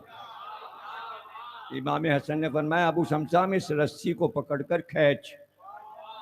وہ گیا، اس نے رسی کو کھینچا، پہلے اونٹ نے گردن نکالی. کہا بس کھینچتا جا. ایک اونٹ سے دوسرا اونٹ بندھا ہوا تھا. اور کہا ابو شمشام کسی کو یہاں پر روک جو گنتا جائے، اس لیے کہ جب 70 پورے ہو جائیں گے تو پہاڑی بند ہوگی. دہن کھولے ہوئے ہے، پہاڑی بند ہوگی. 70 گنے. علی نے کہا پورے ہو گئے. کہاں 70 پورے ہو گئے. کہا سن، اگر 70 کا وعدہ نہ ہوتا تو قیامت تک حسن کے حکم سے ناقے نکال.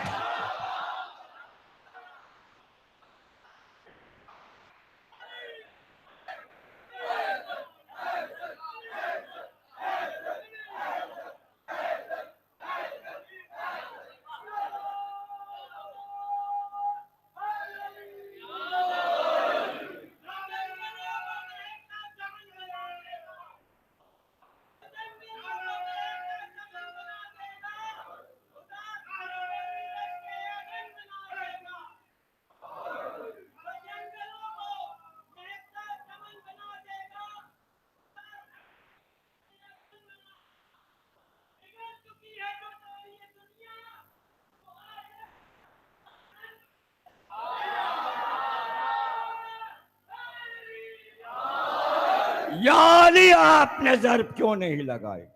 کہ سمجھے نہیں یہ مجمع کیوں لگایا؟ یا علی کیوں؟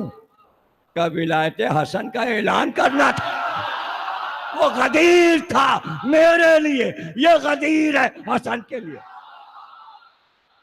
میرے بعد حسن امام ہے.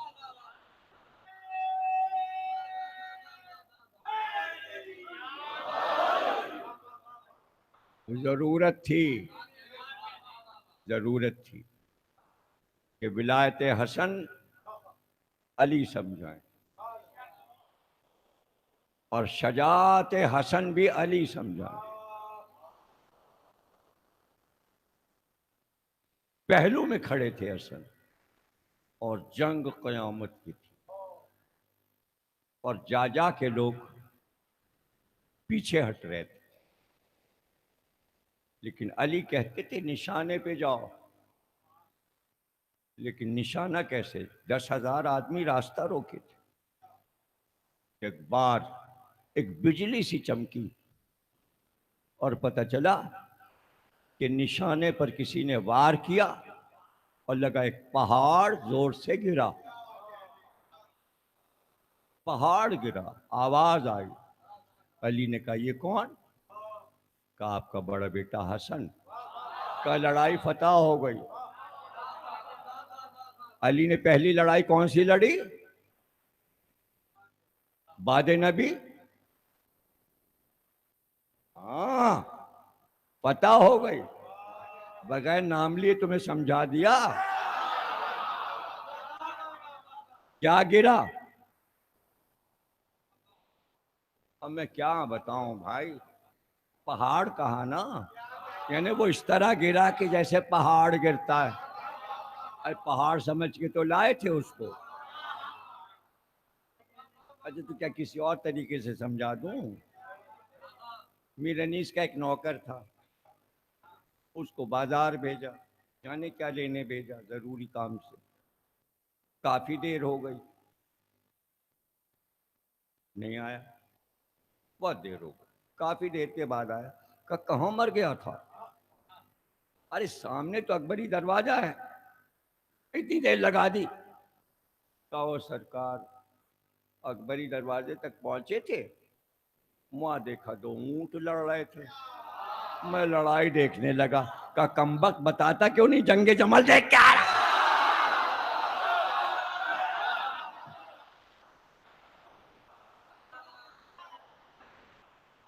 اب مانی سمجھ میں آ گئے. حسن مشتبہ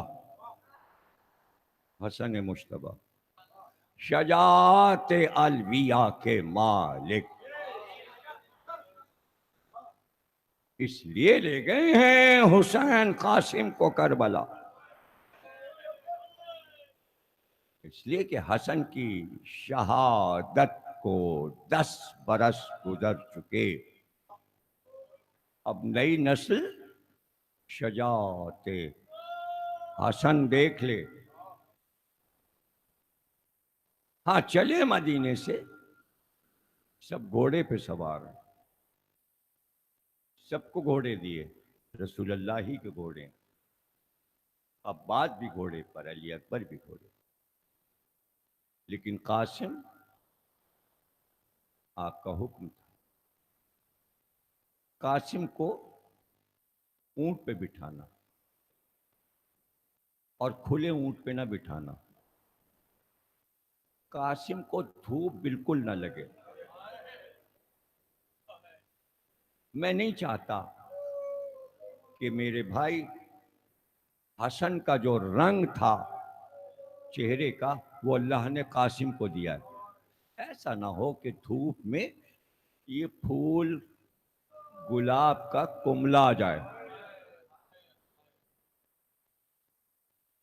اتنا چاہتے تھے قاسم تھے، بے انتہا چاہتے، بلکہ اکثر کہا کرتے تھے قاسم کبھی ایسا تو نہیں ہوا کہ میں نے تم کو وہ عطا نہیں کیا جو علی اکبر کو عطا کر دیا؟ تو کہتے نہیں امو، نہیں چچا، آپ نے ہمیشہ عدل کیا، جو بھیا علی اکبر کے لیے رکھا وہی مجھ کو بھی دیا۔ گلے لگا کے پیار کرتے، جیو سلامت رہو میرے لال قاسم، بہت چاہتے تھے۔ اور اسی طرح بھتیجا بھی چچا کو بہت چاہتا۔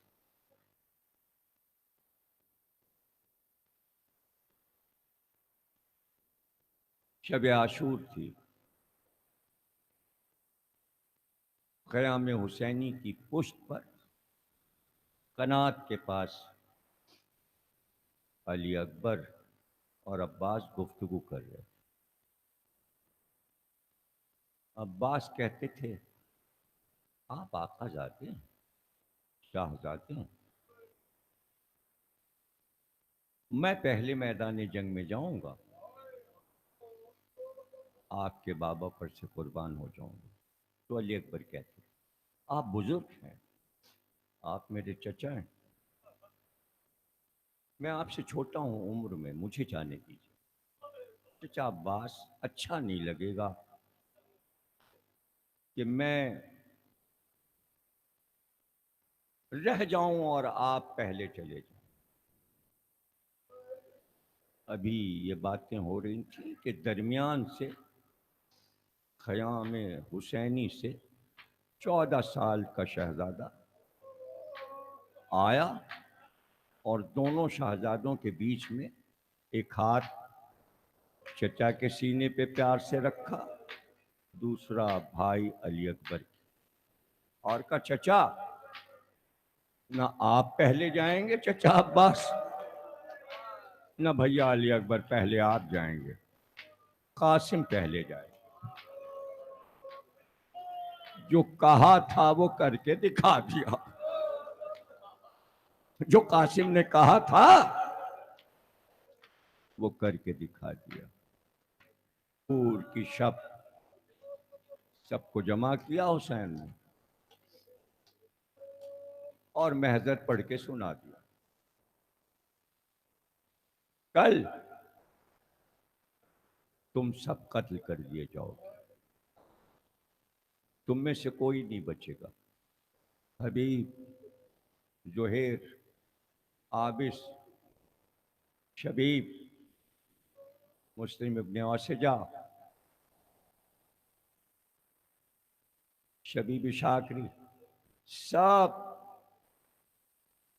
کون کس کے بعد، کس مقام پر، کس وقت، پھر بنی ہاشم کے شہداء کے نام لینا شروع، بس قاسم کا نام نہیں آیا۔ کھڑے ہو گئے کہ چچا جان اس پیرس میں کیا میرا نام نہیں؟ کہتے ہیں کہ 14 کے پورے نہیں تھے،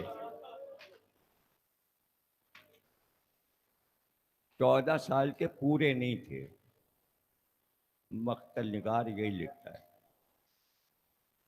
میرا نام نہیں کا بیٹا آج تمہاری نظر میں موت کیسی ہے؟ کا چچا شہد سے زیادہ شیریں.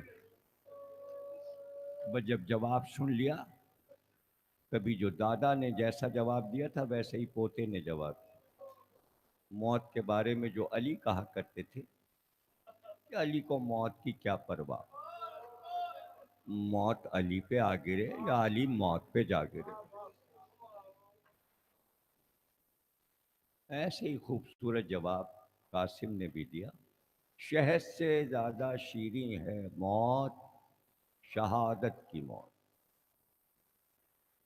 تو کہاں بیٹا تمہارا بھی نام ہے اس میں، اور تمہارے چھوٹے بھائی علی اصغر کا بھی نام. تڑپ گئے، قاسم تڑپ گئے. کہا چچا میں تو میدان جنگ میں جاؤں گا گھوڑے پہ بیٹھ کر، علی اصغر تو جھولے میں. کیا اشقیاء خیام میں گھسائیں گے؟ گویا غیرت سادات، غیرت بنی ہاشم لرزہ بر اندام ہے.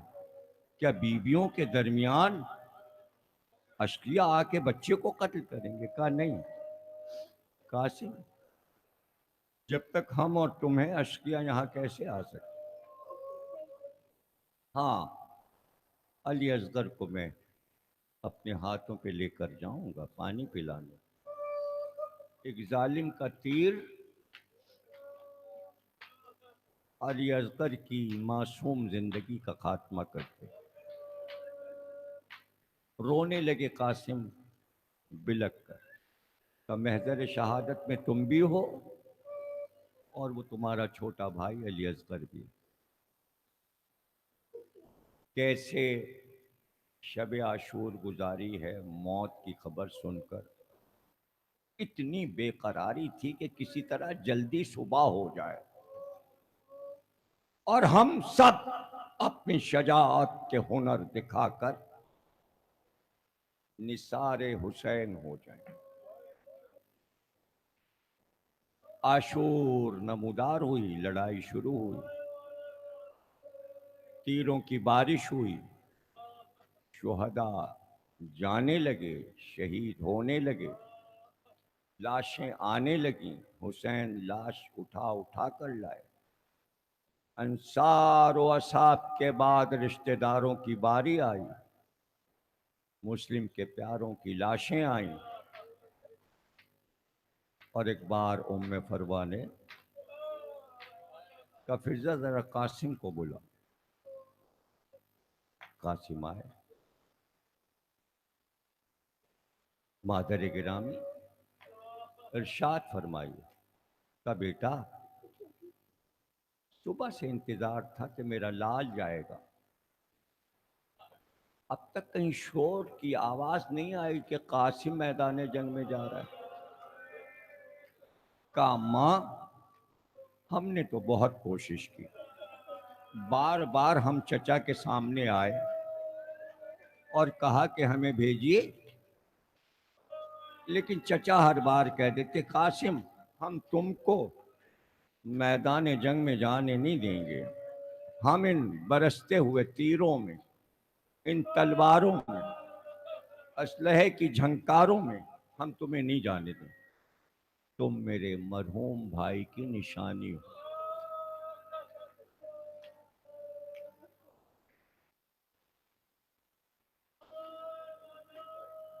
ماں خاموش ہو گئی.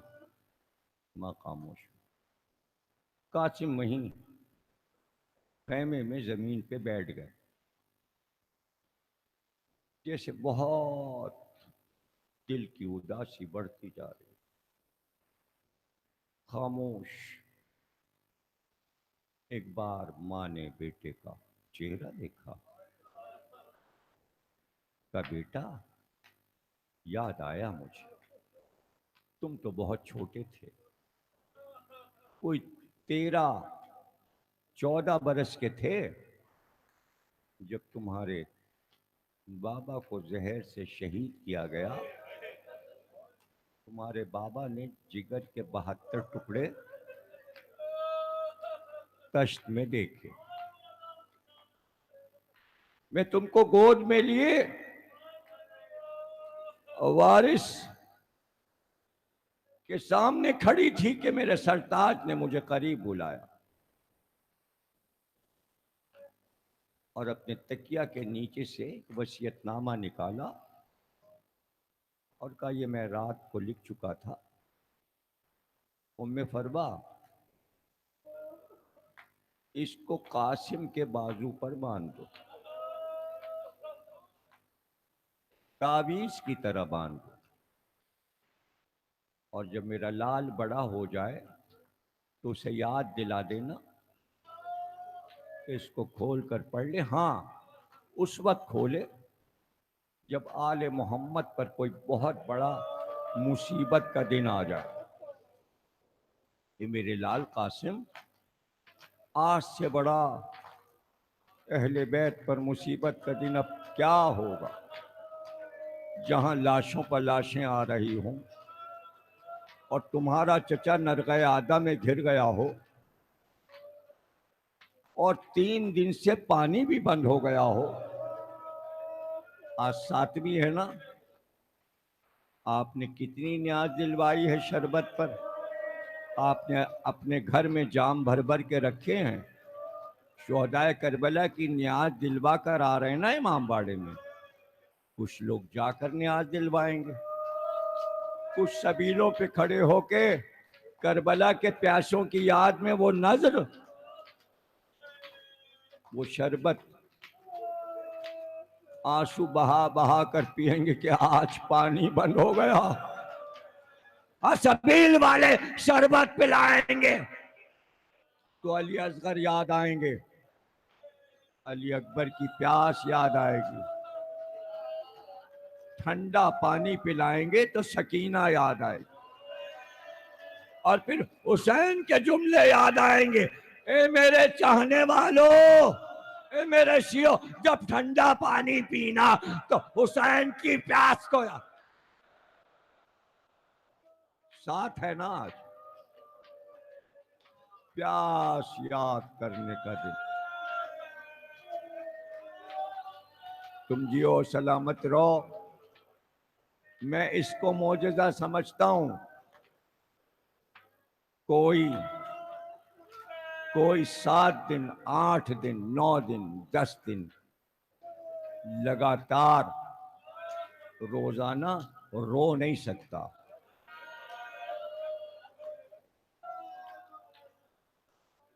खुदा न करे गम पड़ता है तो कहीं तो इंसान थक ही जाता है, इसलिए कि कहीं तो कोई कहता है ना, सब्र करो। अरे गम हुसैन वो गम है कि कोई किसी से ये नहीं कहता कि सब्र करो, बल्कि हर एक दूसरे से ये कहता है और रो। रुलाने वाला रुलाता है, रोने वाला रोता है, और दिल चाहता है अभी तो हसरत ही नहीं निकली। दिन गुजरते चले जा रहे हैं, हफ्ता गुजर गया और अभी तो अलविदा भी नहीं किया, रोए भी नहीं, अभी तो दिल भर के रोए नहीं करबला वालों। कैसा गम है जिससे दिल ही नहीं भरता।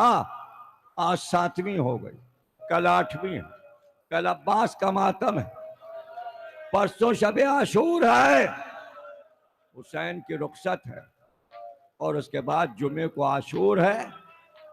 जहरा के बाल खोले, जैनब के बाल खोले, अदा खानों में कयामत, हर घर में अलविदा। कहीं ताबूत उठ रहे होंगे, कहीं झूले उठ रहे होंगे, जुलूस निकल रहे होंगे, मातम हो रहा होगा, अलम ले लेकर सब जुलूस में शरीक होंगे। देखते ही देखते शाम गरीमा आ जाएगी और ऐसे करके आंख खोलेंगे, अभी तो मुहर्रम आया था।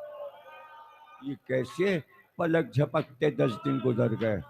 अल्लाह अकबर, 7वीं हो गई, जिक्र कासिम हो रहा है। बेटा, मुझसे कहा था हसन ने, जरा अपने बाजू का ताबीज तो खोल कर देखो। ताबीज खोला, کہا اماں یہ تو بابا کا خط ہے۔ میرے لال کیا لکھا ہے؟ کہا بابا نے لکھا ہے قاسم کربلا میں ہم نہیں ہوں گے، میرا بھائی حسین نرغہ آدم میں گھر جائے گا۔ اے قاسم اگر میں زندہ ہوتا تو میں حسین کی طرف سے جہاد کر کے حسین پہ جان دے دیتا، اب تم میری طرف سے حسین پر قربان ہو جاؤ۔ ماں نے کہا جاؤ بیٹا، پھر چچا کو یہ تحریر دکھا دو اپنے بابا کی۔ قاسم خوش خوش حسین کے پاس آئے، کہ اسے پڑھ لیجئے، یہ تحریر آپ کے بھائی حسن کی ہے۔ اب جو حسین نے تحریر کو پڑھا، آنکھوں سے لگایا، بوسے دیے، سر پہ رکھا، اور پھر قاسم کو لپٹا کے جو رونا شروع کیا۔ قاسم میرا بھائی یاد آ گیا، اس کی شہادت یاد آ رہی ہے، اس کا جنازہ اٹھنا یاد آ رہا ہے، اس کے جنازے پہ برستے ہوئے تیر نظر آ۔ تم کہتے ہو تمہیں جانے دیں، حسن کی نشانی ہو قاسم، میں تمہیں کیسے جانے دوں؟ اب میری طرف دیکھنا، جب حسین نے اذن نہ دیا تو اب مقتل میں یہ لکھا ہے کہ جہاں حسین تشریف فرما تھے وہیں زمین پر قاسم بیٹھ گئے، اور بیٹھنے کے بعد ایک بار حسین کے دونوں ہاتھ اپنے ہاتھ میں لے کر چومنا شروع کیا، بوسے لیتے لیتے ایک بار جھک کر حسین کے پیروں کو چوم، اور جتنی بار بوسے دے، اے چچا اجازت دے دیجئے، اے چچا مجھے مرنے جانے دیجئے، اے چچا میدان کی اجازت۔ پھر اٹھایا، گلے سے لگایا، بہت روئے، چچا اور بھتیجے بہت روئے۔ بس ابھی قاسم کہتے تھے رو رو کے چچا اجازت دے دیجئے کہ ایک بار خیمے کا پردہ لرزا اور آواز آئی، حسین بیوہ کا ہدیہ ہے رد نہ کرو۔ زینب کے فدیوں کو رد نہیں کیا، میں تو بیوہ ہوں، میں حسن کی بیوہ ہوں، قبول کر لو، اس ہدیے کو قبول کر۔ بیوہ حسن کی آواز ام فروہ حسین کے کان میں آئی، بس جیسے خاموش ہو گئے حسین، اور قاسم کا ہاتھ تھاما اور خیمے میں لائے اور صحن خانہ میں لائے، اور ایک بار مڑ کر کہا فضہ میں نے مدینے سے چلتے وقت بھائی حسن کے کچھ تبرکات رکھوائے تھے، ان کو لے کر آ۔ فضہ گئی اور وہ سب چیزیں لے کر آئی، ایک ایک چیز کو اٹھاتے جاتے، دیکھ کر روتے جاتے، اور پھر کہا قاسم یہ تمہارے بابا حسن کا لباس ہے۔ قاسم کے جسم پر وہ کرتا پہنایا جو امام حسن کا کرتا تھا، اور پھر سر پر وہ عمامہ باندھا جو امام حسن باندھا کرتے تھے، اور اس کے شملے دونوں طرف عمامے کے سرے کاندھوں پہ لٹکائے۔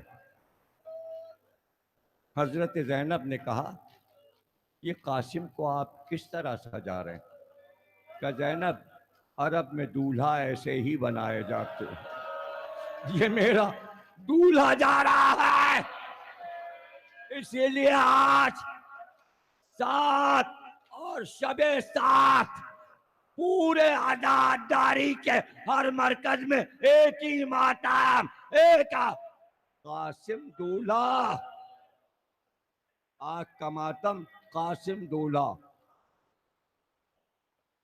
قاسم دولہا۔ آج بودھ مذہب کے لوگ مسلمانوں کو مار رہے ہیں، کبھی سوچا کیوں مار رہے ہیں؟ کیوں مار رہے ہیں؟ اس لیے کہ بودھوں کی یادگاریں افغانستان میں طالبان نے بم سے اڑائی تھی، اس کا انتقام لے رہے ہیں۔ دوسروں پہ تنقید کرو، لیکن یہ دیکھو کہ چھیڑخانیاں کیا ہوتی ہیں۔ کیا ضرورت تھی ان کی یادگاروں کو توڑنے کی؟ بدلہ نہ لے، اور پھر جب ان کو چڑھانے والا ہندوستان ہو تو یہ ہوگا، ہوتا رہا۔ اسلام کے معنی ہیں آپ امام کا انتظار کریں۔ آپ کون ہوتے ہیں جہاد کے دروازے کھولنے والے؟ اور ہمارے یہاں بغیر معصوم کے جہاد نہیں ہے۔ ہم اپنے امام کے انتظار میں ہیں، کب جہاد کریں گے؟ آپ ہر جگہ جہاد کے دروازے کھولے بیٹھے ہوئے، اور ایک سے لڑنے پہ تلے میں، کسی سے آپ کے میل اور سلو بھی ہوگی؟ وہی برما عزاداری کا مرکز تھا، اجڑ گیا۔ سب سے پہلے آگ کا ماتم وہاں ہوا تھا، اور دائرے کی شکل میں آگ جلائی جاتی تھی، اور ایک بوڑھا 70-80 سال کا سب ماتم کرتے علم لے کر گزرتے تھے، لیکن وہ بوڑھا اس آگ پر اس وقت تک چلتا رہتا تھا جب تک اپنے انگاروں سے، اپنے پیروں سے انگاروں کو بجھا نہیں دیتا تھا، اور کہتا تھا قاسم دولہ، قاسم دولہ، قاسم دولہ، اور آگ کو بجھا کے دکھا دیتا تھا۔ برمی زبان پڑھی ہے؟ میرے پاس کتاب ہے برمی زبان کی، برما کی عزاداری پر کتاب ہے۔ آج فلسطین کے بڑے نعرے لگتے ہیں، تمہیں پتا ہے فلسطین میں عزاداری کیسے ہوتی تھی؟ بتا دو، چھاپ دو اخبار میں تو میں جانوں۔ مجھ سے پوچھنا پھر جب نہ ملے کہیں تو میں بتاؤں گا فلسطین میں عزاداری کیسے ہوتی تھی اور شام غریبہ کیسے ہوتی تھی۔ تو حسین کی عزاداری اگر رہنے دیتے تو آج پوری دنیا امن کا گہوارہ ہوتی۔ عزاداری سے دشمنی نہ کرو، اور یہ کہہ کر تم اپنے نظریے پیش نہ کرو کہ مہندی کیا ہے، تم سے کیا مطلب، مہندی کیا ہے؟ وہ ہے، بزرگوں نے رکھی ہے، ہم نہیں بند کریں گے۔ کیوں نہیں بند کریں گے؟ اس لیے کہ شیعوں سے زیادہ سنی نکالتے ہیں، اور اگر ان کی منت آتی ہے تو تمہارا کلیجہ کیوں پھٹتا ہے؟ اگر کسی کو بیٹا مل رہا ہے، 12 سال ہو جائیں، 20 سال ہو جائیں، اور بیٹا نہ ملے، اور وہ ایک شیب مہندی کا اٹھا لے اور اسی سال بیٹا ہو جائے، تو تمہیں کیا تکلیف ہے بھائی؟ اللہ تو وسیلہ طلب کرتا ہے، کوئی نبی کا وسیلہ دیتا، کوئی علی کا وسیلہ، کوئی حسین کا وسیلہ، کوئی حسن کا وسیلہ، کوئی فاطمہ کا وسیلہ، کوئی شہزادہ قاسم کا وسیلہ، کوئی عباس کا وسیلہ۔ اس میں تکلیف کیا ہے یہ بتا دو۔ مہندی عرب میں نہیں ہوتی، عرب کا ہی تو پودا ہے، وہیں سے تو ہندوستان آیا تھا۔ پڑھو شیخ صدوق کو، امام صادق کے کتنے اخبار مہندی پر ہیں۔ ہندوستان کی رسم ہے، ہوگی ہندوستان کی رسم۔ اور جو حور کے روزے پہ مہندی لگی ہے، اور جو باہر بیٹھ کر سب مہندی بیچتے ہیں حور کے روزے پر، اور جو روزوں پہ عراق کی عورتیں مہندی لگا کے چھاپے لگاتی ہیں، وہ کیا ہے؟ نہیں دیکھا، نہیں نظر آتا؟ نہیں، کربلا میں تو مہندی نہیں ہوئی، تو عقل کیا الٹ گئی؟ ہم وہی تو کرتے ہیں جو کربلا میں نہیں ہوا۔ ماں کو ارمان تھا کہ میرے بچے کی مہندی ہوتی، چونکہ کربلا میں نہیں ہوئی اس لیے ہم اٹھاتے ہیں۔ عقل میں نہیں آتی علم کیوں اٹھاتے ہیں؟ کربلا میں علم گر گیا اس لیے ہم نے اٹھا لیا۔ کربلا میں حسین کا جنازہ نہیں اٹھا اس نے تابوت اٹھا لیا۔ کربلا میں علی اصغر کا جھولا جلا دیا گیا اس نے جھولا اٹھا لیا۔ جو نہیں ہوا وہی تو کرنا ہے، نہیں ہوا وہی تو کرنا ہے۔ جو نہیں ہوا اسی کو تو عزاداری کہتے ہیں۔ کیا مطلب ہے؟ کیا کہا زہرا نے؟ میرے حسین کو روئے گا کون؟ تبھی تو ہم رو رہے ہیں۔ وہاں زینب کو رونے نہیں دیا گیا، اس لیے کہ جب روتی تھی تو نیزہ مارا جاتا، سید سجاد جب روتے تھے تو نیزہ مارا جاتا تھا، جب سکینہ روتی تھی تو تماچے مارے جاتے تھے، اس لیے ہم روتے ہیں، چونکہ وہاں رونے نہیں دیا گیا اس لیے ہم روتے ہیں۔ اب سمجھ میں آئی بات؟ جو وہاں نہیں ہوا وہ ہم کرتے ہیں۔ ایسے اجتماع وہاں نہیں ہو پائے بعد شہادت حسین، اس لیے کہ قتل کیا جاتا تھا، کیونکہ عراق میں ایسے اجتماع نہیں ہوئے سن 61 ہجری کے بعد، اس لیے ہم کر رہے ہیں۔ نہیں ہوئے نا، اس لیے اجتماع کر رہے ہیں۔ وہاں جلوس نہیں نکلے اس لیے ہم جلوس نکال لیں۔ فلسفے کو سمجھو، ہر چیز پہ اعتراض نہ کرو، عزاداری کے جو سمبلز ہیں انہیں خراب نہ کرو۔ اگر تم نے مہندی کم کر دی، پتہ ہے جناب سیدہ کیا کہیں گی؟ ہائے میرے بیٹے عباس کی یادگار علم تھا، تابوت حسین کی یادگار، دولہا علی اصغر کی، ایک میرے پوتے کی یادگار تم لوگوں نے کم کر دی۔ جو جس کے نام کی چیز ہے رہنے دو، ساتھ منسوب ہے قاسم سے، رہنے دو۔ مہندی کیا ہے جو نکلے گی؟ وہ کیا ہے؟ ایران کی ہسٹری پڑھو، ڈاکٹر براؤن نے لکھی ہے، اس کا نام ہے ایران کا تعزیہ نامہ، انگلش میں کتاب ہے، پنجاب یونیورسٹی لاہور میں رکھی ہے، میرے پاس اس کا اردو ترجمہ ہے۔ ایران میں جو تعزیے نکلتے تھے اس کو الگ الگ اس نے لکھا ہے انگریز نے، کہ 5 کو کیا نکلتا تھا، 6 کو کیا اور 7 کو کیا۔ تو لکھتا ہے کہ 7 کو ایران میں ایک چیز ایسی بناتے تھے، میں نے پوچھا یہ کیا ہے؟ ان کا یہ کشتی نما ہے۔ کہ یہ کیا ہے؟ کہ بادشاہوں میں سے اگر کسی کمسن شہزادے کی موت ہوتی تھی تو اس کو صندوق میں نہیں اٹھاتے تھے بلکہ کشتی نما جنازے میں اٹھاتے تھے۔ یہ ایک ارمان تھا ایران میں۔ آج تک ایران میں 7 تاریخ کو ایک کمسن لڑکے کو حضرت قاسم بنا کر کہتے ہیں یہ دولہا قاسم۔ کل سے اب تک کئی 100 مہندیاں الگ الگ امام حسین کے روضے میں داخل ہوئی ہیں۔ نظر نہیں آیا؟ سوشل میڈیا پہ یہ نظر نہیں آتا لوگوں کو؟ خیمے گاہ میں نہیں گئے زائرین؟ حجرہ قاسم نہیں دیکھا؟ پوچھا نہیں خدام سے کہ علی اکبر کا حجرہ کیوں نہیں ہے، یہ قاسم کا کیوں ہے؟ ان کا اس لیے کہ قاسم سے منسوب دولہا ہے نا۔ عورتیں جاتی ہیں چوڑیاں رکھ کے، مٹھائی رکھ کے، اپنی آنکھ سے دیکھا ہے، نیاز ہوتی ہے، رہنے دو، رونا آتا ہے، گریا ہوتا ہے، ہم تو بند نہیں کریں گے، جس کا دل چاہے بند کر دے۔ ہم اپنی ذات سے عزاداری کی ان چیزوں کو جو بزرگ دے گئے ہم نہیں بند کریں گے، ہم کرتے رہیں گے۔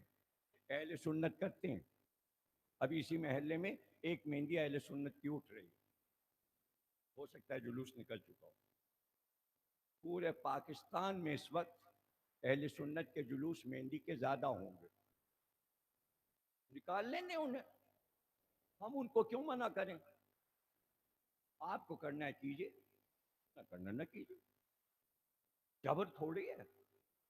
لیکن تہذیب تو ہے، میرے شہزادے کی یادگار ہے، اور ایسا شہزادہ جس کی سیرت اتنی دیر سے پڑھ رہا ہوں۔ حضرت زینب نے کہا آپ نے تو قاسم کو ایسے سجایا، کا دولہا بنا دیا۔ شیخ جعفر شوستری کی مجلس 7ویں پڑھ لو، ترجمہ چھپ کے آ گیا، دولہا قاسمی لکھا ہے، آیت اللہ، شیخ جعفر شوستری نے۔ 7ویں پڑھ لو، ترجمہ چھپ کے آ گیا، دولہا قاسمی لکھا ہے، آیت اللہ، شیخ جعفر شوستری نے۔ 7ویں پڑھ لو، ترجمہ چھپ کے آ گیا، دولہا قاسمی لکھا ہے، آیت اللہ، شیخ جعفر شوستری نے۔ پوری مجلس پڑھتے تھے قاسم پہ، اور پوری مجلس چھپی ہوئی موجود ہے 2 جلدوں میں، اور قاسم والی مجلس پڑھ لو، ایران سے تو چھپی ہے۔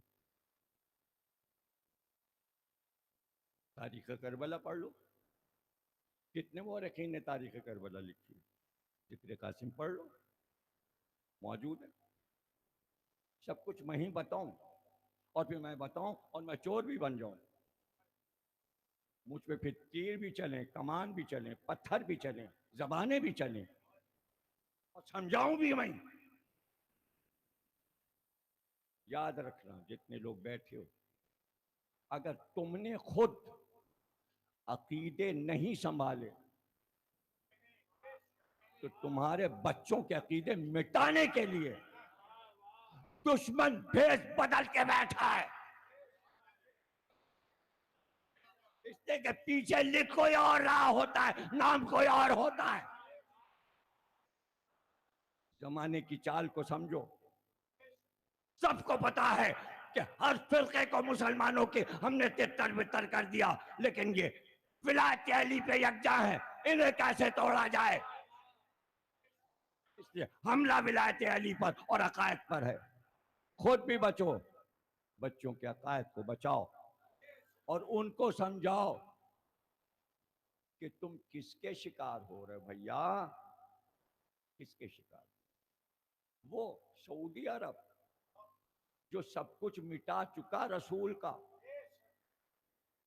جو ڈھا چکا ہر چیز، جو قبروں کو ڈھا چکا، بڑے اچھے کام کر رہا ہے وہ، شیعوں کو مار رہا ہے اور ان کے امام باڑے گرا رہا ہے پہلی محرم سے اب تک۔ یہ اچھی بات ہے، یہ ہو جائے پاکستان میں، غیروں کا کہاں ہم مان لیں؟ نہیں، آپ اس کو باقی رکھیے۔ آپ سپاہی ہیں امام زمانہ کے، آپ امام حسین کے سپاہی ہیں۔ ہر ایک کی ذمہ داری ہے، کسی عمر کا بچہ ہو جوان ہو، آپ کہیے اس میں کوئی ترمیم نہیں ہوگی، ہم اپنے عقیدے نہیں بدلیں گے۔ اسی طرح ماتم ہوگا، ایسے ہی علم اٹھے گا، ایسے ہی جھولا اٹھے گا، ایسے ہی تابوت اٹھے گا، ایسے ہی عزاداری ہوگی، ایسے ہی نعرے لگیں گے، ایسے ہی ذکر ولایت علی ہوگا۔ جانے والے جاتے رہتے ہیں، کارواں چلتا رہتا ہے، سب زندہ نہیں رہتے۔ اللہ تمہیں سلامت رکھے، عمر نو عطا کرے، عمر خضر عطا کرے۔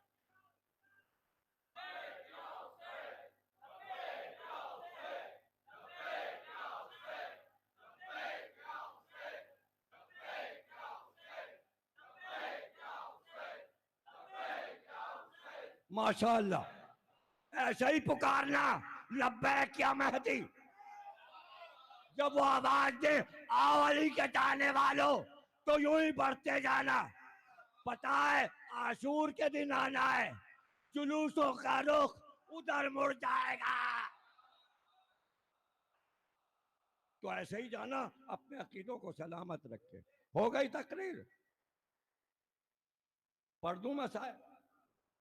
روگے؟ ایک بار وہ کرتا جو پٹایا یہاں سے پکڑا،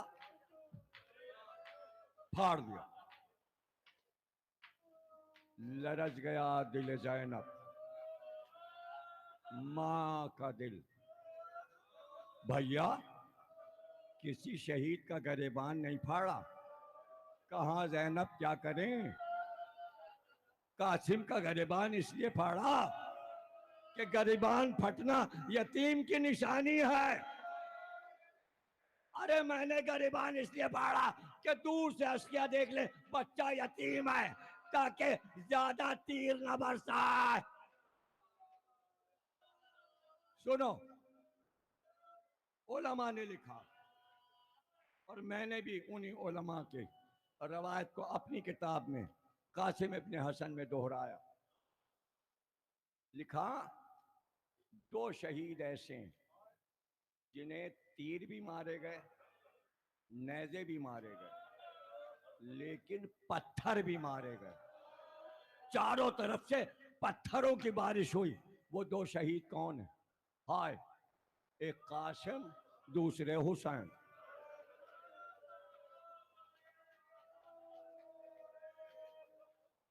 قاسم نے بڑی شجاعت سے جنگ کی، اور اس کے بعد چاروں طرف سے قاسم پر تیروں کی بارش ہوئی، نیزوں کے وار ہوئے، اور سب جو تھیلیوں میں پتھر لائے تھے وہ پتھر کھینچ کھینچ کے قاسم کو مارے۔ اب ذرا سوچو، 14 برس کا شہزادہ تمہارا اور پتھروں کی بارش، اللہ اکبر۔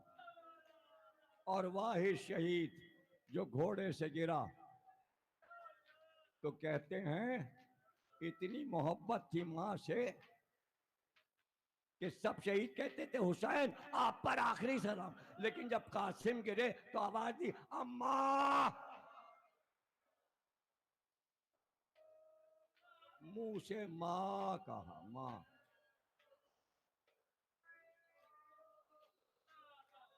ہائے، مگر جب قاسم گرے تو قاسم نے کہا چچا جلدی آئیے گا، چاروں طرف گھوڑے دوڑ رہے ہیں۔ پہلے سواروں نے قاسم کے گرد گھوڑے دوڑانا شروع کیے دائرے کی شکل، اور ایک بار دونوں طرف کے گھوڑے سواروں نے کہا تم ادھر آؤ ہم ادھر جاتے ہیں، ادھر کے گھوڑے ادھر، ادھر کے گھوڑے ادھر، اور ہر بار قاسم کو چچا بچائیے، چچا مجھے بچائیے، چچا مجھے بچائیے۔